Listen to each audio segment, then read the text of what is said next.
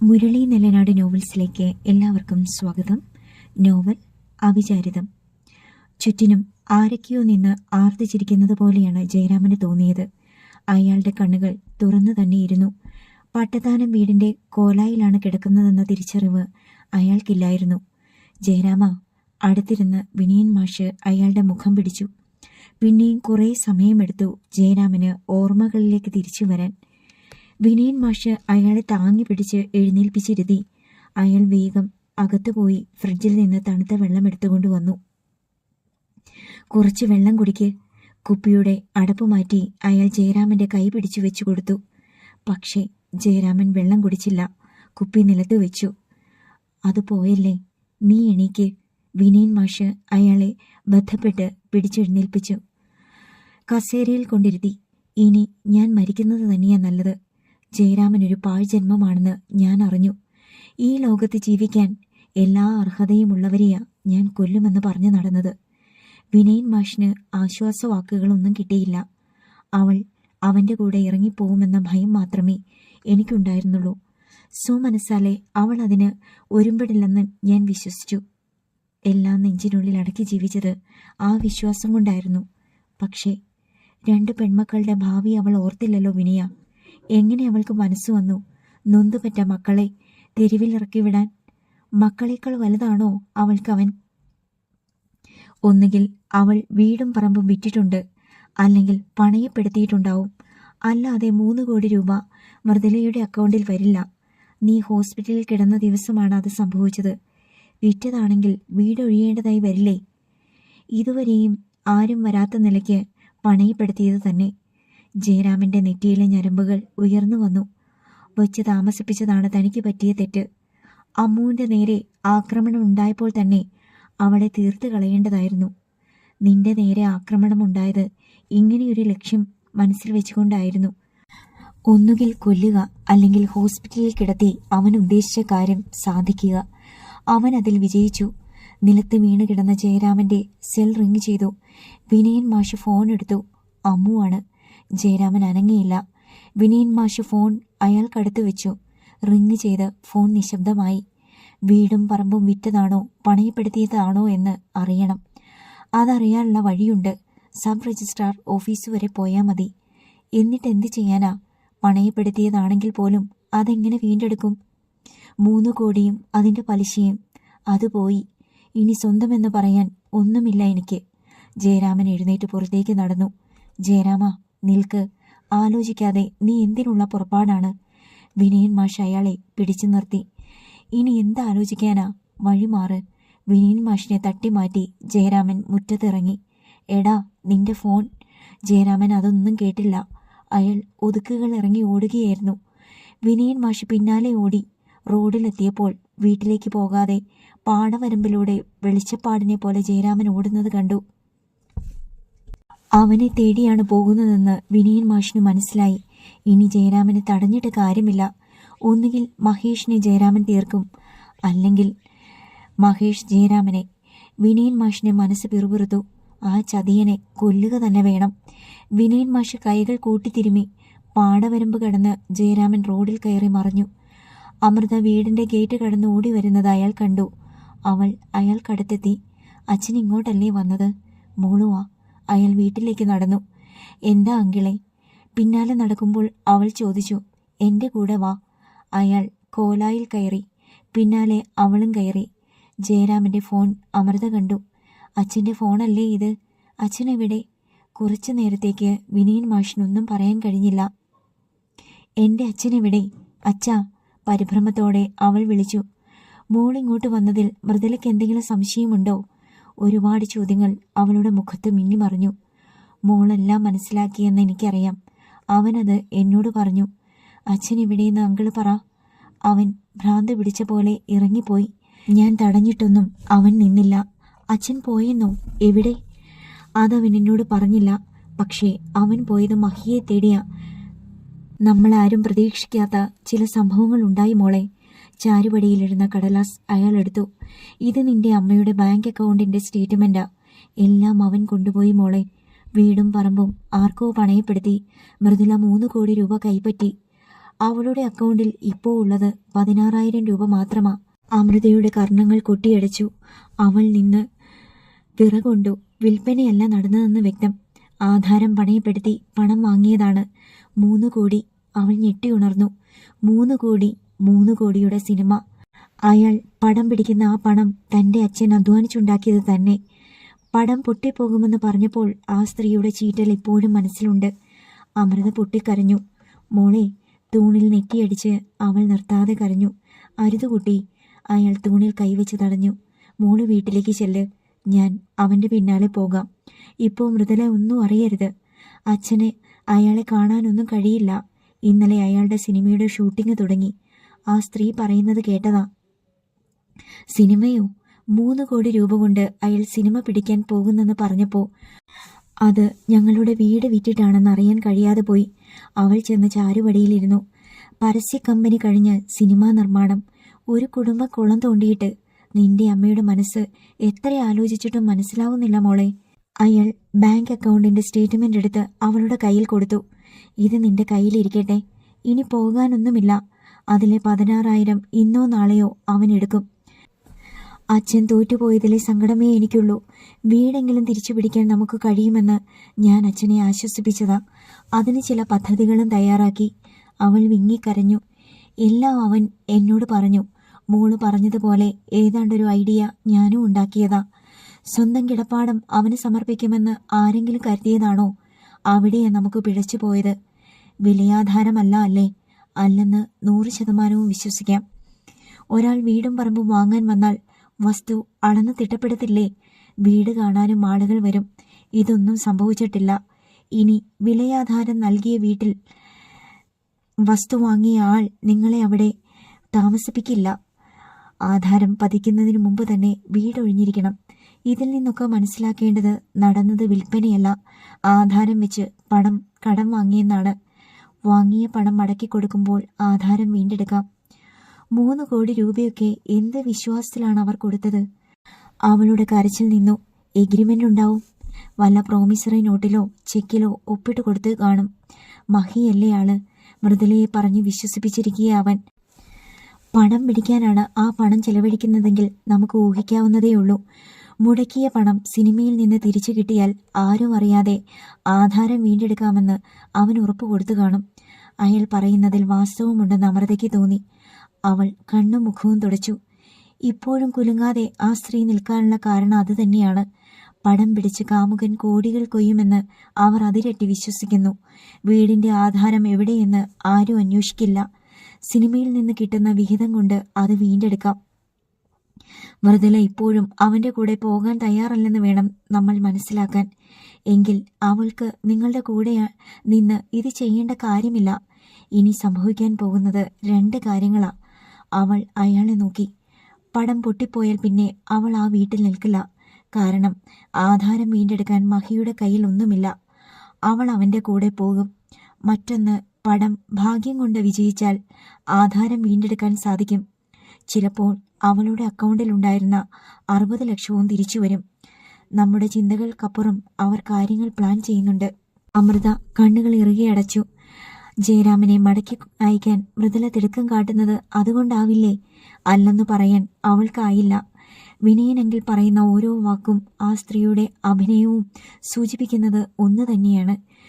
ജയരാമൻ ഒരു മുന്നറിയിപ്പുമില്ലാതെയല്ലേ വന്നത്? വരുന്ന വിവരം 1-2 നാൾ മുമ്പ് മാത്രമാ അവൻ വിളിച്ചു പറഞ്ഞത്. പടം പിടിക്കാനുള്ള തീരുമാനം അവർ നേരത്തെ എടുത്തു കാണും. അതല്ലാതെ ഇത്ര പെട്ടെന്ന് ഒരു സിനിമ പിടിക്കാൻ പറ്റില്ല. അമൃത തലയാട്ടി ശരിവെച്ചു. ഇതൊക്കെ അവനോട് പറയാനുള്ള സമയം പോലും തന്നില്ല. ചാരുപടിയിൽ കൈകുത്തി അവൾ കുനിഞ്ഞിരുന്നു. കണ്ണുകളിൽ നിന്ന് നീർക്കണങ്ങൾ അടർന്നു വീണുകൊണ്ടിരുന്നു. ഇനി നമ്മൾ ചിന്തിച്ചിട്ട് വഴികളൊന്നുമില്ല മോളെ. ജയരാമൻ മൃദുലയെ കൊല്ലാൻ അവസരം കാത്തിരുന്നത് വീടും പറമ്പും നഷ്ടമാവുമെന്ന് പേടിച്ചിട്ടാ. ഇനി ആരെ കൊന്നിട്ട് ആർക്കെന്ത് ഗുണമാ ഉള്ളത്? മരിച്ചവർക്ക് പോകാം, ജീവിച്ചിരിക്കുന്നവർ അനുഭവിക്കേണ്ടി വരും, അത്രമാത്രം. അവൾ എഴുന്നേറ്റു.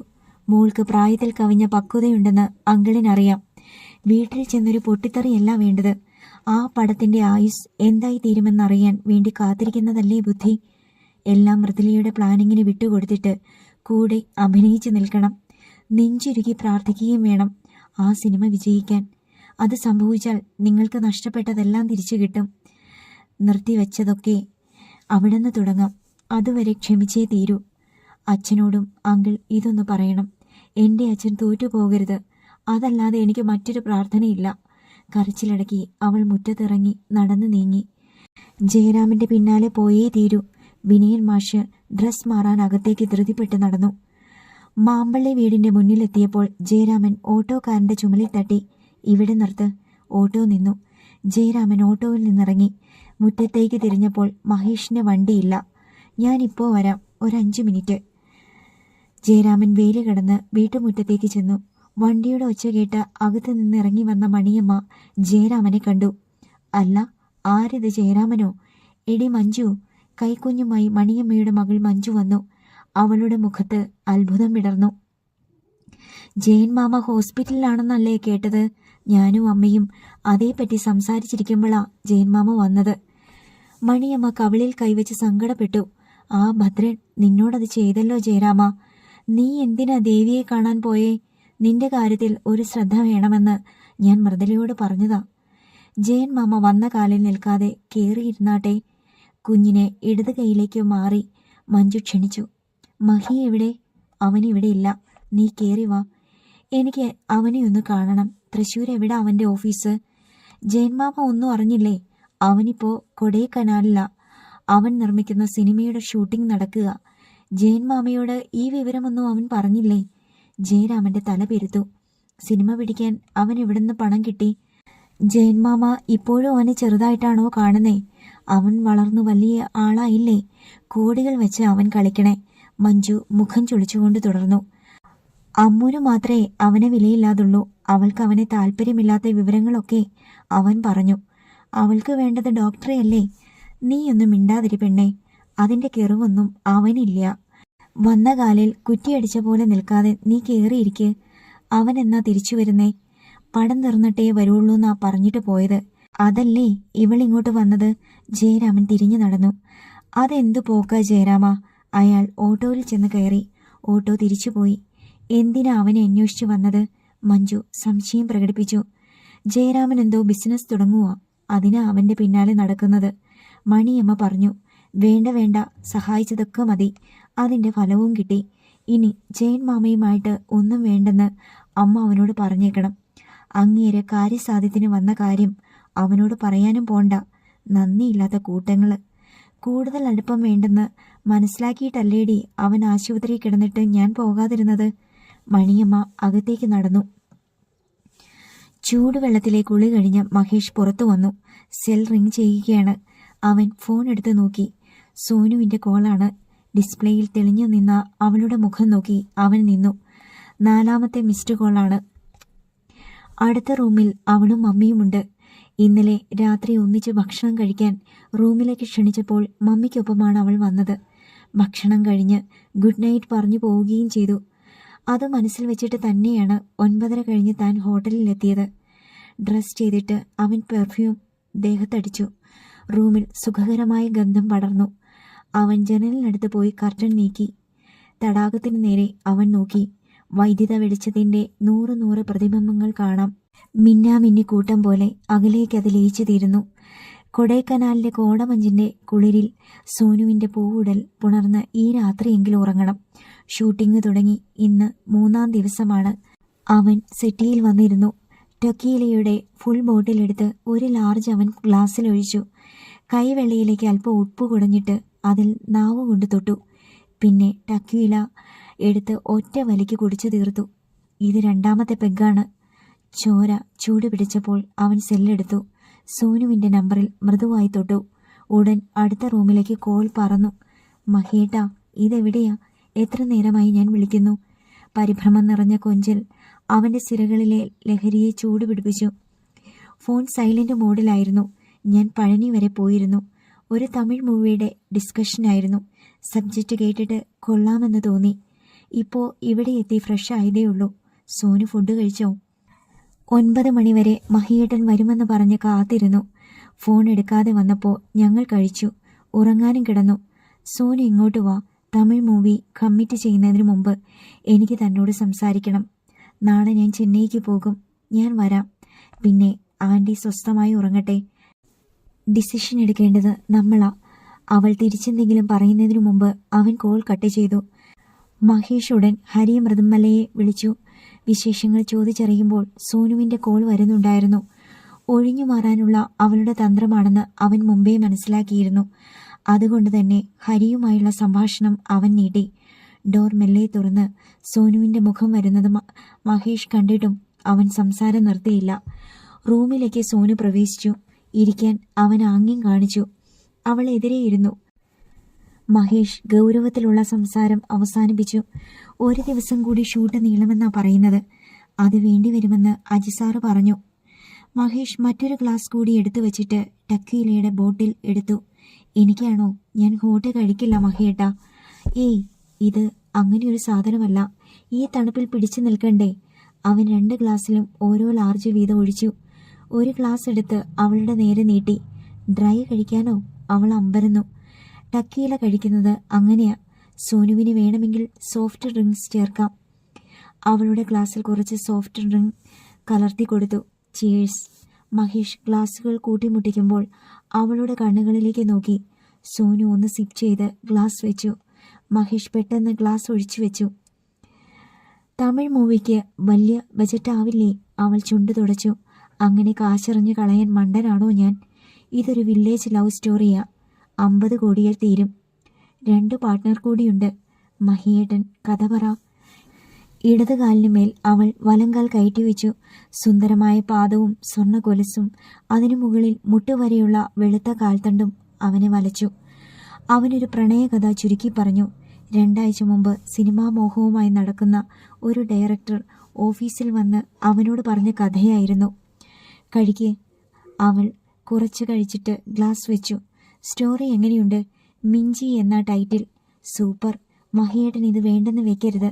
നമുക്ക് തമിഴിലും മലയാളത്തിലും ചെയ്യാം. ഞാൻ മനസ്സിൽ വെച്ചത് സോനു പറഞ്ഞു. അവൾ ഹൃദ്യമായി ചിരിച്ചു. അവൻ എഴുന്നേറ്റപ്പോൾ സോനുവിൻ്റെ സെൽ ടീപ്പോയിലിരുന്ന് റിങ് ചെയ്തു. ഡിസ്പ്ലേയിൽ മമ്മി എന്ന് മഹേഷ് കണ്ടു. അവൾ വേഗം ഫോൺ എടുത്തു. മമ്മിയാ. അവൻ പല്ല് ഞെരിച്ചു. അവൾ കോൾ എടുത്ത് ജനലിനടുത്തേക്ക് ചെന്നു. മമ്മി, നീ പോയിട്ട് 1/2 മണിക്കൂറായി. ഇനി ഒരു സെക്കൻഡ് അവിടെ നിൽക്കരുത്. മമ്മി, മഹിയേട്ടൻ്റെ പുതിയ മൂവിയുടെ സ്റ്റോറി പറയുകയായിരുന്നു. അങ്ങനെ സമയം പോയത്. ആദ്യം ഈ ഫിലിം റിലീസാവട്ടെ, പിന്നെ മതി പുതിയ മൂവിയുടെ ചർച്ച. ഷൂട്ട് തീർന്നില്ല, അതിനിടയ്ക്ക് അവൻ്റെ നമ്പർ. മമ്മി, അവൾ കെഞ്ചി. നോ, നിന്നോട് ഞാൻ പറഞ്ഞതൊക്കെ അവനെ കണ്ടപ്പോൾ നീ മറന്നു. നമുക്കൊരു ലക്ഷ്യമുണ്ട്. നീ അത് മറന്നു പോകരുത്. നീ ഇറങ്ങി വരുന്നോ, ഞാൻ അങ്ങോട്ട് വരണോ? അവൻ്റെ രോഗം എനിക്കറിയാം. ഇനി നിന്നെ ഞാനിവിടെ നിർത്തില്ല. ഞാൻ ഇറങ്ങി മമ്മി. അവൾ കോൾ കട്ട് ചെയ്ത് തിരിഞ്ഞപ്പോൾ മുന്നിൽ മഹേഷ് നിൽപ്പുണ്ടായിരുന്നു. അവൾ ചിരിച്ചു കാണിച്ചു. നാളെ ഷൂട്ടല്ലേ, വന്നു കിടക്കാൻ മമ്മി പറയുന്നു. സമയം 11:30 ആയില്ലേ? നിന്റെ മമ്മി പറഞ്ഞതെല്ലാം ഞാൻ കേട്ടു. സോനുവിൻ്റെ മുഖം വിളറി. നിങ്ങൾക്കൊരു ലക്ഷ്യമുണ്ടെന്ന്. അപ്പോൾ എനിക്ക് ലക്ഷ്യമൊന്നുമില്ലേ? ഇങ്ങനെയൊന്നുമല്ല ഞാൻ നിങ്ങളെ കണ്ടത്. എൻ്റെ മുറിയിൽ അല്പനേരം സംസാരിച്ചിരിക്കുന്നത് പോലും നിന്റെ മമ്മിക്ക് വിശ്വാസമില്ല. ഈ നിമിഷം വരെ ഞാൻ മോശമായിട്ടൊന്ന് നിന്നെ നോക്കിയിട്ടുണ്ടോ? എൻ്റെ രോഗം നിന്റെ മമ്മിക്ക് മനസ്സിലായെന്ന്. മഹിയേട്ടൻ എന്തിനാ അങ്ങനെയൊക്കെ പറയുന്നത്? എനിക്ക് മനസ്സിലായി. സിനിമ എന്ന ലോകം എല്ലാവർക്കും സ്വന്തം കാര്യം മാത്രം നടക്കണം. സിനിമ ചെയ്യണമെന്ന മോഹവുമായിട്ടല്ല ഞാൻ ഈ രംഗത്തേക്ക് വന്നത്. നിനക്ക് വേണ്ടി മാത്രമായിരുന്നു. അല്ലെന്ന് ഞാൻ പറഞ്ഞോ? നിന്റെ മമ്മി തന്നെ അത് പറഞ്ഞു. പിന്നെന്തിന് ഞാൻ ഈ സിനിമ ചെയ്യണം? 3 ദിവസത്തെ ഷൂട്ട്. ഞാനത് കളയാൻ പോവുക. ഈ പടം അജിക്ക് മറ്റൊരാളെ വെച്ച് ചെയ്യിക്കാനുമാവില്ല. അതിന് വേണ്ടതൊക്കെ ഞാൻ ചെയ്തിട്ടുണ്ട്. സ്റ്റോറി റൈറ്റ് എൻ്റെ കയ്യിലാ. സോനു ഞെട്ടിപ്പോയി. അതിനു മാത്രം ഒന്നും ഉണ്ടായില്ലല്ലോ. ഈ സിനിമ കഴിഞ്ഞാൽ നമ്മുടെ വിവാഹം നടക്കില്ല. അതിന് തടസ്സം നിൽക്കുന്നത് നിന്റെ മമ്മിയാ. അവരുടെ ലക്ഷ്യം എന്താണെന്ന് ഊഹിക്കാൻ എനിക്ക് കഴിയും. നിന്നോട് ആത്മാർത്ഥത കാണിച്ചതാ എനിക്ക് പറ്റിയ മണ്ടത്തരം. എൻ്റെ പടത്തിൽ നിന്നെ ഹീറോയിൻ ആക്കണമെങ്കിൽ അഡ്ജസ്റ്റ്മെൻറ്റിന് തയ്യാറാവണമെന്ന് പറഞ്ഞെങ്കിൽ നിന്റെ മമ്മി അതിന് സമ്മതിച്ചേനെ. പക്ഷേ എനിക്ക് നിന്നോട് തോന്നിയത് അതായിരുന്നില്ല. പ്രണയമായി പോയില്ലേ? നമ്മുടെ വിവാഹത്തിന് മുമ്പ് നിന്റെ ശരീരം ഞാൻ ആഗ്രഹിച്ചിരുന്നില്ല. മഹിയേടാ. അവൾക്ക് കരച്ചിൽ വന്നു. അവൻ ചെന്ന് കുറച്ച് ടക്യുയില ഗ്ലാസ്സിൽ പകർന്ന് കഴിച്ചു. അങ്ങനെ ആരും എന്നെ മണ്ടനാക്കണ്ട. അതിന് ഞാൻ നിന്നു കൊടുക്കത്തുമില്ല. ഞാൻ കാണിച്ചത് നമ്പരാണ്. കാശ് മുടക്കുന്ന പ്രൊഡ്യൂസറാ ഞാൻ. എനിക്കുമുണ്ട് തീരുമാനം. ഈ സിനിമയുടെ ചിത്രീകരണം തുടരണമെങ്കിൽ ഈ രാത്രി നീ എൻ്റെ കൂടെ ഈ ബെഡിൽ ഉറങ്ങണം. നിനക്കതിന് സമ്മതമല്ലെങ്കിൽ പോകാം. തടയില്ല ഞാൻ. നിന്റെ ഫസ്റ്റ് മൂവി തന്നെ നിന്നു പോകും. നടുങ്ങി തരിച്ച് സോനു നിന്നു. സോനുവിൻ്റെ സെല്ലിലേക്ക് വീണ്ടും മമ്മിയുടെ കോൾ വന്നു. മഹേഷ് ചെന്ന് വാതിൽ തുറന്നു പിടിച്ചു. പോയി നിന്റെ മമ്മിയോട് സംസാരിക്ക്. തീരുമാനമെടുക്കേണ്ടത് നീയാ. നിന്റെ മമ്മിയെപ്പോലെയല്ല ഞാൻ. നിന്നെ ഞാൻ ചതിക്കില്ല. റിലീസിന് മുമ്പ് നിന്റെ കഴുത്തിൽ ഞാൻ താലി കെട്ടിയിരിക്കും. അവൾ ചലിച്ചില്ല. പോയി സംസാരിക്ക്. ആ സ്ത്രീ ഇങ്ങോട്ട് വന്നാൽ എൻ്റെ വിധം മാറും. കരച്ചിലമർത്തി സോനു വാതിലിനടുത്തേക്ക് വന്നു. ഇതുകൂടി കേട്ടിട്ട് പോയിക്കോ.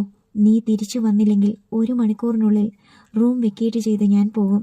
നാളെ 10 മണിവരെ എൻ്റെ ചെലവിൽ മമ്മിക്കും മോൾക്കും ഇവിടെ കഴിയാം.